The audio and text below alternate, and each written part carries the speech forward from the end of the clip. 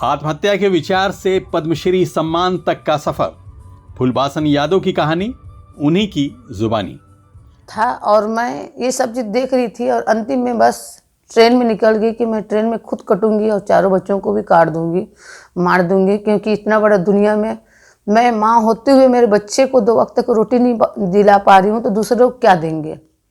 जब पूरी दुनिया की महिलाएं सभी तरह की तकलीफें झेलने के बाद पूरी तरह से बेबस हो जाएं, जब उनमें अपनी परेशानियों के समाधान का कोई रास्ता न दिखाई दे रहा हो, और ऐसे में अगर वो आत्महत्या जैसे अपराध की तरफ कदम बढ़ा रही हो, ऐसे में आपके पास उम्मीद की एक किरण फूलबासन यादव के रूप में मौजूद है, जिसका ध्यान आते ही आपकी बड़ी से बड़ी कठिनाइयां छू मंतर हो जाएंगी। छत्तीसगढ़ की इस क्रांतिकारी महिला का नाम आपके जहन में आते ही आपकी सभी निराशाओं को काफूर होते देर नहीं लगेगी और आपके जहन में उम्मीदों की किरणें फूटने लगेंगी, क्योंकि भूख और गरीबी से निडर होकर लड़ने की ऐसी मिसाल आपने इससे पहले शायद ही कहीं सुनी हो। भैया, पहले तो यही कहूँगी कि पद्मश्री सम्मान इतना बड़ा है और मेरे जैसे एक छोटे से परिवार से, गरीबी से उठे हुए एक महिला को मिले, ये तो बिल्कुल संभव ही नहीं था। लेकिन ज़िंदगी में मन में ढील इच्छा शक्ति, लगन और स्वयं में विश्वास हो जाए, अपने ऊपर भरोसा हो जाए और जैसे डर है उसको तलवार बना दिया जाए, गरीबी को हथियार बना दिया जाए, समाज के ताने को, बेटियों के ताने को, ये सबको हम एक तलवार बना के निकल जाए तो बड़ा काम हो सकता है। ये परिस्थिति है जो पद्मश्री सम्मान तक पहुंचा है। मैं कभी नहीं सोची थी कि मैं एक जनसेवक बनूंगी, समाज सेवा करूंगी। ये बचपन का एक मेरा सपना था। 7 साल की उम्र से गरीबी इतना था कि 2 दिन 3 दिन भूखा प्यासा रहना पड़ता था। माँ बाप खाना वाना नहीं खिला पाते थे तो रोते थे कोना कोना में बैठ के। हम लोग पेट दबा दबा के सोते थे। एक पुराना साड़ी को 3 टुकड़ा करके मैं यहाँ पहनाती थी और इसमें मेरा मन लगता था कि वहाँ होटल, छोटा सा होटल था, वहाँ मैं बस कब्बसी धोती थी, जंगल जाती थी लकड़ी बीनने के लिए, पहाड़ी में। और बच्चे लोग वहीं बाजू में स्कूल था, वहाँ बच्चे लोग पढ़ने लिखने के लिए चिल्ला चिल्ला के पढ़ते थे, ड्रेस में रहते थे, जूता मोजा पहनते थे, बस्तर लगाते थे। तो मेरा मन ऐसे लगा कि वहाँ ड्राइवर कंडक्टर आते थे, वहाँ के सर लोग चाय पीने के लिए आते थे। उनके जेब में मैं पेन देखती थी, उनके जेब में मैं पैसा देखती थी। तो मेरा भी मन लगा कि मैं पढ़ूं लिखूं। लेकिन कई बार ऐसे हुआ कि मैं स्कूल जाती थी तो स्कूल में डांट पड़ता था कि तू साड़ी पहनी है, पूरा टुकड़ा, साड़ी का टुकड़ा पहन के आ गई है, तो बच्चे लोग के साथ बैठ नहीं सकती, तो बच्चे लोग के साथ तेरे को पढ़ना नहीं है, जब अपने माँ बाप को कपड़ा लेने के लिए बोलना, भर्ती होना है, पुस्तक पट्टी लेना है। तो कई दिन मैं स्कूल से होटल, होटल से स्कूल दौड़ लगाते रहती थी। कई बार ऐसे हुआ कि पन्ना को उठा उठा के उसको एक काफ़ी बना के स्कूल में जाती थी। एक दिन ऐसे हुआ कि पानी में बच्चे लोग कीचड़ में खेल रहे थे और मैं होटल में पीछे में बैठ के ऐसी बस अपना काफ़ी को लेके, सुई में सिले हुए काफ़ी को बैठ के उन बच्चे लोग को देख रही थी। वहीं से फिर मेरे मन में इतना ज़ोर से दुख लगा कि ऐसे मेरे को भी खेलना है, ऐसे मेरे को भी राष्ट्रीय गीत गाना है, मेरे को भी पढ़ना है, ऐसी नया कपड़ा पहनना है। तो एकदम जिद में आ गई, अपने पिताजी के पास हाथ पकड़ के चिल्ला चिल्ला के रोई कि बाबूजी मेरे को पढ़ना है, स्कूल जाना है। मेरे बाबूजी ऐसे शब्द बोल दिए जो आज तक मेरे को कंठ में बन लग गया कि पहले था कि हम गरीब हैं बेटा, तो पढ़ने का नाम मत ले। 2 वक्त की रोटी नहीं खिला सकते तो कहाँ पढ़ाएंगे, ये बड़े लोग का काम होता है। उस दिन मेरे को लगा कि गरीब उसी इंसान को बोलते हैं जिसके घर में 2 वक्त का रोटी नहीं है। ये 7 साल की उम्र में ये शब्द सुनी पहले। फिर भी मेरा मन नहीं माना। फिर मैं अपने माँ के पास गई, माँ को बोली कि माँ मेरे को पढ़ना ही है, कुछ भी करके मेरे को स्कूल में ले जा, गुरुजी से बात कर, मैं पढ़ना चाहती हूँ। मेरी माँ बहुत ज़ोर से गुस्सा आ गई। वो बोलती है कि तू बार बार पढ़ने का नाम क्यों लेती है, तू बेटी है, ससुराल जाएगी, गैया बकरी चराएगी, तू यादव कुल की बेटी है, यादव हमारा काम है गाय बकरी चराने का, तू पढ़ने का नाम मत ले, हम लोग नौकर काम करते हैं बेटा, तू पढ़ मत, तो तू जा लकड़ी बीन और गाय चरा। ये इनका काम था, मेरे माँ बाप। तो मेरी माँ ऐसे क्यों बोली कि बेटी है तो पढ़ के क्या करेगी, बेटी तो दूसरे घर की धन है, ये क्यों बोली। ये मेरे दिमाग में चलता गया कि क्या बेटा काम करते हैं, बेटी नहीं कर सकती, वो अपने माँ बाप का नाम नहीं पूरा कर सकती, वो क्यों नहीं खिला सकती अपने माँ बाप को, ये मेरी माँ क्यों बोली। तो ये 7 साल की उम्र से वो बात बार बार जहन में आता था।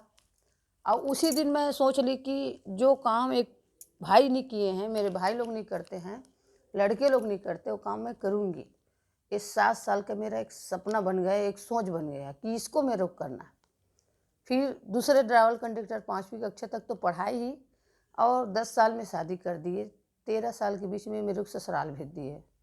पुराना साड़ी था, उसी को पहना दिए, ना पैर में चप्पल था, ना एक कोई चीज़ दिए थे, और मेरी बेटी दोनों वक्त तक खाना खाएगी। ये सोच के माँ बाप भेज तो दिए 13 साल में, लेकिन जब मैं वहाँ आई तो मेरे पति भी दूसरे यहाँ का नौकर काम करते थे, गाय बकरी चराते थे। मैं भी उस घर में आई तो ऐसी प्लास्टिक के थैला में ऐसे बना था, झोपड़ी था, मिट्टी का बर्तन खाने का, मिट्टी का बर्तन खाना बनाने का। वहाँ एक दाना चावल नहीं था। एक अबोध बालक जो कभी सोची भी नहीं थी कि ससुराल क्या होता है, मैके क्या होता है। 13 साल की उम्र में मेरे को कोई पता नहीं था। बस दौड़ के आ गई कि मैं उनके यहाँ जाऊँगी तो दोनों समय खाना खाऊँगी। 13 साल की भी जब आई तो मैं अपने पति के साथ में, उन्हीं के साथ में रह के 20 साल तक गाय बकरी चराते गई पूरे गांव का। अब उस समय मेरे को वो ज़िंदगी का सबसे ज़्यादा अंधकार ज़िंदगी जीना पड़ा। शायद मैं कभी भूल नहीं सकती उसको। समय को देखते हुए मैं 2 बेटी और 2 बेटे की माँ बन गई। मैं 7 साल की उम्र में भूखे प्यासे थी, लेकिन मेरा बेटा छोटा था, 1.5 साल का था। मैं गैया चरा के आती थी शाम के समय 6 बजे अपने पति के साथ। तो मेरा पति गाय छोड़ने जाते थे, मैं उसके पीछे पीछे आती थी। मेरे बच्चे बिल्कुल झोपड़ी के सामने में दरवाजा के पास बैठे रहते थे। 2-2 3-3 दिन भूख प्यास के कारण उसके मुंह से आवाज़ नहीं निकलता था। रो नहीं पाते थे बच्चे लोग, माँ शब्द नहीं बोल पाते थे, खड़े नहीं हो पाते थे। एक माँ के लिए सबसे बड़ी ज़िंदगी खतरनाक होती है, जो कोई हड्डी के टूटन दर्द सह के माँ अपने बच्चे को जन्म देती है। खुद भूखे रह सकती है, अपने उम्मीद को मार सकती है, हर इच्छा ख़त्म कर सकती है माँ, लेकिन अपने बच्चे को भूख प्यास या बीमारी में बिल्कुल नहीं देख सकती। माँ तो दुनिया का सबसे बड़ा ताकतवर होती है, लेकिन बच्चों के सामने में, सबके सामने भी गाली भी दे, कोई भी कुछ भी बोले, वो माँ सहन कर सकती है। शायद मैं भी वो माँ हूँ जो चारों बच्चों को लेके गली में निकलती थी। एक गिलास चावल के लिए जिस गली में जाती थी उस गली में दरवाज़ा बंद हो जाता था। जिस गली में जाती थी वही बोलते थे, देखो हमारे यहाँ की कुतिया आ गई है, हमारे गाँव की भिखारी आ गई है। गली गली मेरा यही शब्द हंसी मजाक करते हुए कई प्रकार का नाम देते जाते थे। 10 बजे तक रात तक घूमते रहती थी, लेकिन चावल तो बहुत दूर की बात, चावल का मार भी देने के लिए कोई तैयार नहीं रहता था। एक अपाहिज माँ क्या करे, चाह के भी अपने बच्चों के लिए कुछ नहीं कर पा रही थी, और अंतिम मेरा यही था कि मैं आत्महत्या कर लूँ और चारों बच्चों को भी मारूं। क्योंकि दुनिया हंसने वाले हैं, गाली देने वाले हैं, लेकिन भूख प्यास मरते हैं उसको कोई देने वाला कोई नहीं होता। क्योंकि कहते हैं सबका माँ बाप होता है, गरीब का कोई माँ बाप नहीं होता। जिसके घर में धन दौलत है उसका परिवार उनका सब होता है। जिसके घर में 2 वक्त को रोटी नहीं है उसका कोई संगी साथी, कोई परिवार साथ नहीं देता। शायद ये मेरे लिए था, और मैं ये सब चीज़ देख रही थी, और अंतिम में बस ट्रेन में निकल गई कि मैं ट्रेन में खुद कटूंगी और चारों बच्चों को भी काट दूंगी, मार दूंगी। क्योंकि इतना बड़ा दुनिया में मैं माँ होते हुए मेरे बच्चे को 2 वक्त तक रोटी नहीं दिला पा रही हूँ, तो दूसरे लोग क्या देंगे। निकल तो गई ट्रेन, बिल्कुल मेरे गाँव से 3 किलोमीटर लगा है। 3 मई का बात है। 3 मई में मैं निकल गई। पैर में फोड़ा पड़ा रहता था, पैर में ना चप्पल नहीं था, साड़ी 50 जगह फटा, पुराना हड्डी का ढांचा थी। निकल तो गई, लेकिन चारों बच्चे चिल्ला चिल्ला के रोने लगे कि माँ हमको मरना नहीं है, हमको जीना है। उनको समझ आ गया था कि अब हम लोग का अंतिम हो गया, अब हमारी माँ हमको मार रही है और खुद मरेगी। मेरी बड़ी बेटी बहुत होशियार थी, 7.5 साल की थी। बहुत पैर पकड़ के चिल्ला चिल्ला के दोनों बच्चे रोने लगे। दोनों बच्चियाँ बड़ी थी कि नहीं मरना है माँ, हमको खाना मत दो, लेकिन हम मरना नहीं चाहते। उस दिन मेरा आत्मा जग गया, उस दिन मेरा ममता जग गया। मैं ये भूल गई थी कि मेरे बच्चे ही भूखे प्यासे हैं। दुनिया में बहुत सारे ऐसे गरीब माँ हैं, गरीब बच्चे हैं, कई झोपड़ी में बैठे हैं, भीख मांग रहे हैं, लेकिन उनको भी 2 वक्त का रोटी नहीं मिलता। शायद आज मैं मर जाती हूँ, मैं बच्चे को मार दूंगी, लेकिन दुनिया में गरीब का कोई सहारा नहीं होगा। आज के बाद मेरे को मरना नहीं है, जीऊँगी तो समाज के लिए, मरूंगी तो समाज के लिए। उस दिन बच्चे लोग को गोदी में उठाई और आ गई, और 11 महिलाओं को लेके 2 मुट्ठी चावल 2 रुपये पैसे से शुरू की। 2 मुट्ठी चावल से कुछ तो होता नहीं, लेकिन 10 महिलाएं 2 मुट्ठा चावल इकट्ठा करते थे तो 3 किलो महीने में चावल इकट्ठा होता था। उस समय में ये नहीं सोची थी कि पद्मश्री सम्मान मिलेगा, राष्ट्रपति के पास बैठूंगी, खाऊंगी, देश विदेश में मेरा नाम होगा। मेरा मन कहीं भी ओट या नोट के लिए या कोई सम्मान के लिए नहीं भटका, ना आज भी भटकता है।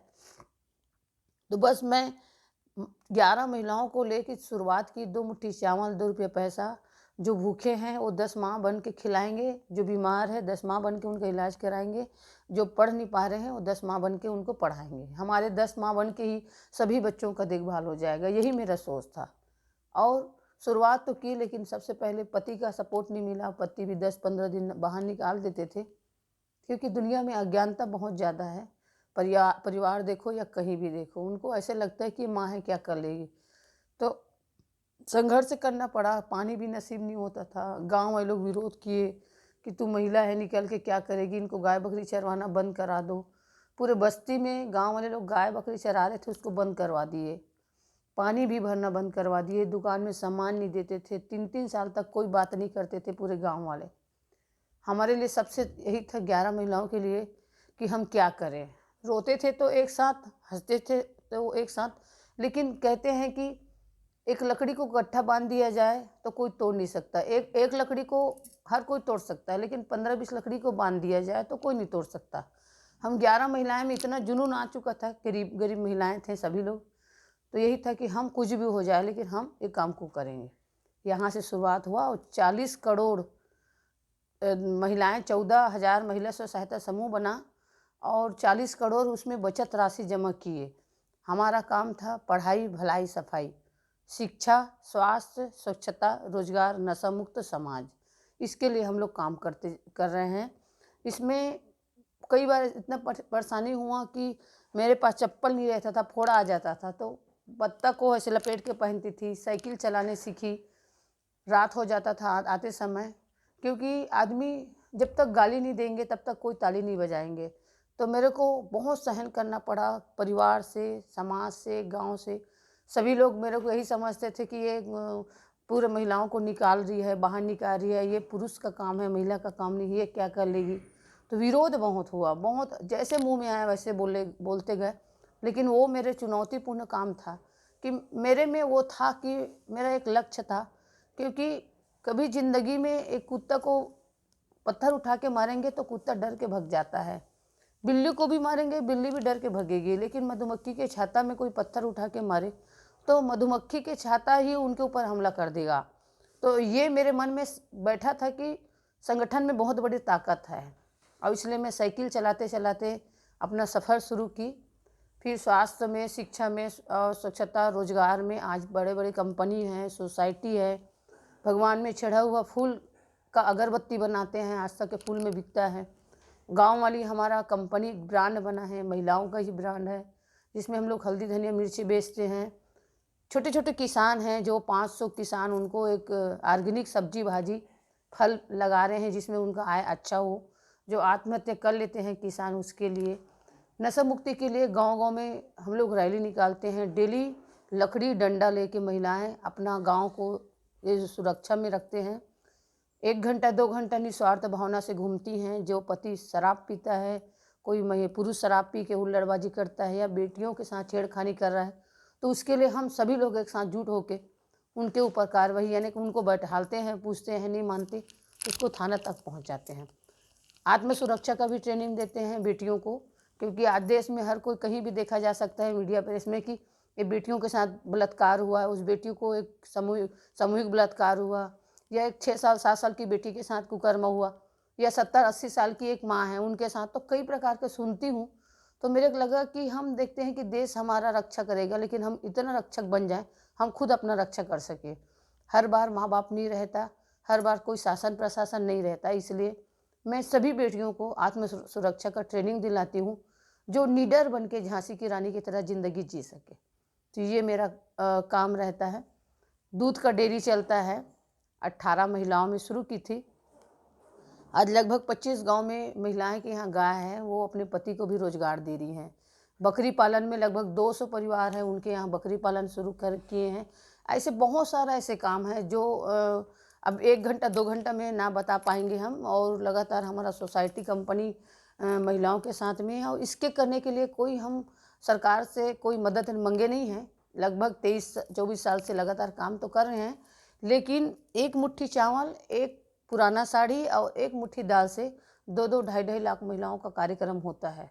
समाज में जो छुआछूत का भावना है, ऊंच नीच का भावना है, और कार्यक्रम के लिए बहुत सारा पैसा मांगने के लिए हमको हाथ फैलाना पड़ता है सरकार से, इसलिए हम कभी सरकार से हाथ नहीं फैलाए और अपना काम खुद करते हैं। और 40 करोड़ जो बचत राशि है उससे हमारा कंपनी सोसाइटी चलता है। अभी तक बहुत सारा सम्मान मिल चुका है, इस सम्मान का हकदार मैं ही नहीं हूँ। मेरे साथ जुड़े हुए 2 लाख से भी ज़्यादा महिलाएं दीदी हैं, चाहे पद्मश्री हो, चाहे स्त्री शक्ति हो, जमुना लाल हो, बहुत सारा। मैं ये नहीं बोल सकती हूँ कि ये सम्मान मेरा है, और खुशनसीब हूँ कि मेरे जैसे ही मेरी जो जुड़ी हुई महिलाएं उनको भी राष्ट्रीय पुरस्कार मिलता आ रहा है। तो ये हमारा काम है।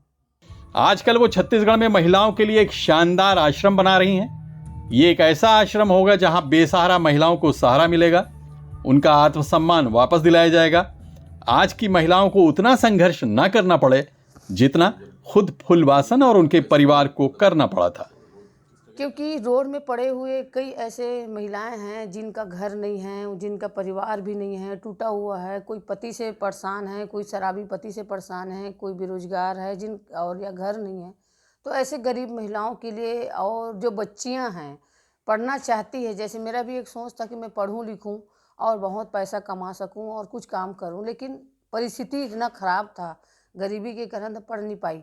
तो मेरे को लगता है कि मैं आने वाले हमारे जो समाज के बच्चे हैं उनको मैं जो भी मेरे को सम्मान मिले उसमें मैं पढ़ा सकूं, वहाँ रख के उनका देख रेख कर सकूं। और जो महिलाएं टूटी हुई हैं समाज से, परिवार से, उनको एक साथ जोड़ के उनको ट्रेनिंग दूंगी। ट्रेनिंग आर्थिक मजबूत बनाने के लिए ट्रेनिंग देने के बाद उनको वहीं रखूंगी, और उनका मन लगता है कि दीदी हम रोज़गार करेंगे, हम यहाँ अपना घर बना सकते हैं, तो इसके लिए उन लोग निश्चित रहेंगे। और ये चाहे 500, 1000 हो, 1500 ऐसे महिलाओं के लिए आश्रम बना रही हूँ, उसमें मैं भी शामिल हूँ। मैं भी अपने परिवार के साथ नहीं रहूँगी, मेरा भी एक उद्देश्य है कि मैं आश्रम में रहूं, क्योंकि घर परिवार 52-53 साल से जुटी हूँ, परिवार का भी सपोर्ट और परिवार वालों का काम देख रेख करना, लेकिन समाज सेवा आश्रम में बहुत अच्छे ढंग से मेरे को लगता है कि इसमें मैं जो गरीब महिला हूँ उनका एक बड़ी दीदी बन के, एक माँ बन के उनकी सेवा कर सकूँ, उनके साथ में रह के उनका दुख सुख को बांट सकूँ, यही मेरा उद्देश्य है। एक कार्यक्रम में शामिल होने के लिए वो दिल्ली आई थी। ये कार्यक्रम international federation of Yadav chamber of commerce के संस्थापक सुदेश यादव जी के भतीजे यदु यादव के बेटे यदुवीर का पहला जन्मदिन था। इस मौके पर देश के यादव समाज की बड़ी हस्तियों को एक छत के नीचे इकट्ठा करने का काम किया था सुदेश यादव जी ने। इस कार्यक्रम में फुलबासन जी खास तौर से मौजूद थी। उन्होंने सुदेश यादव जी की मेहमानवाजी की दिल खोलकर तारीफ की। फिर कल का हमारा एक बहुत बड़ा समाज से मिलना जुलना हुआ, उद्योगपति, अरबोपति और ऐसे अच्छे दिग्गज भैया हैं, चाहे जनप्रतिनिधि के रूप में हो या समाज सेवा के रूप में हो। और इनका श्रेय जाता है सुदेश भैया का, जो मेरे को भी यहाँ बुलाएं। और मेरे को एक मन में लगा कि मैं एक मिट्टी का ढेला हूँ और मेरा कोई जगह नहीं था, लेकिन आज यहाँ आने के बाद में मेरे को लगा कि आज इतने बड़े बड़े हस्तियों के साथ में मिली हूँ, उन लोग से बात की हूँ, उनके साथ खाना पीना हुआ, और सभी लोग जो प्यार दुलार दिए अपने बहन को, इसके लिए मैं तो सभी मेरे यादव समाज के सभी यदुवंशी भैयों को मैं तहे दिल से धन्यवाद देती हूँ। क्योंकि हमारा काम जंगल झाड़ी में रहता है, गांव-गांव में गरीब महिलाओं के बीच में रहते हैं, झोपड़ी में रहते हैं, लेकिन उनका कार्यक्रम जन्मदिन भी था उनका नाती का, और इसमें पूरे देश के बड़े बड़े भैया लोग आए थे। और इससे यही लगा कि गर्व महसूस हुआ कि हमारे समाज भी कोई छोटा मोटा ऐसी नहीं है कि हम घिरे हुए हैं या हम बहुत गरीब हैं। हमसे कई गुना हमारे समाज के जितने भैया हैं, जिन लोग एक गरीबी स्थिति से गुजरते हुए अपना एक अलग जगह बना है, चाहे राजनीतिक में हो, चाहे सामाजिक में हो या रोजगार में हो, तो चाहे गुजरात से हो, चाहे मध्य प्रदेश से हो, या फिर सूरत से हो, दिल्ली से हो, हर तरीक़ा से, हर जगह से हमारे यादव कुल के भैया लोग आए थे।